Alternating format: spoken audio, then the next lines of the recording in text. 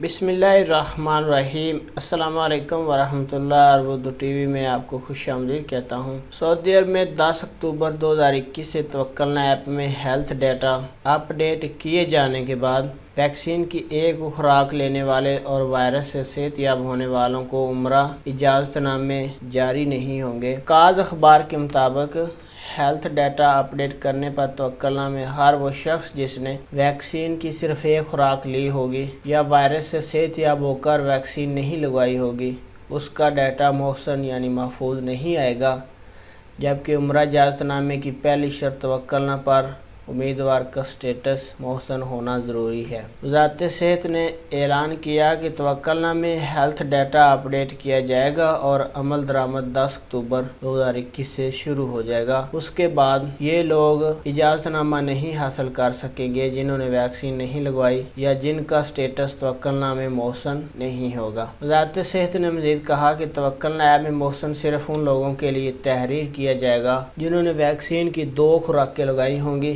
ایک خوراک لینے یا وائرس سے صحت یاب ہونے کے بعد توکلنا ایپ پر آئندہ محسن سٹیٹس نہیں دکھایا جائے گا، ان کا یہ سٹیٹس ختم کر دیا جائے گا۔ سعودی وزارت حج و عمرہ نے اپنا موقف واضح کیا ہوا ہے کہ عمرہ اور نماز کے اجازت نامہ صرف ان لوگوں کو دیا جائے گا جن کا ہیلتھ ڈیٹا سٹیٹس توکلنا میں محسن تحریر ہوگا۔ اب تک وائرس سے صحت یاب ہونے والوں ایک خوراک لینے والوں کو بھی محسن لکھا جا رہا تھا، لیکن 10 اکتوبر 2021 کے بعد ان کا ڈیٹا غائب ہو جائے گا۔ اس صورت میں ڈیٹا ان کا محسن ہوگا اگر انہوں نے ویکسین کی 2 خوراکیں لی ہوں گی۔ تو وزارت صحت کی طرف سے یہ اہم اپ ڈیٹ آپ کے ساتھ شیئر کر رہا تھا کہ کون لوگ 10 اکتوبر 2021 کے بعد حج کے لیے عمرہ کے لیے اپلائی نہیں کر سکتے۔ اپنا بہت سارا خیال رکھیے گا۔ السلام علیکم ورحمۃ اللہ۔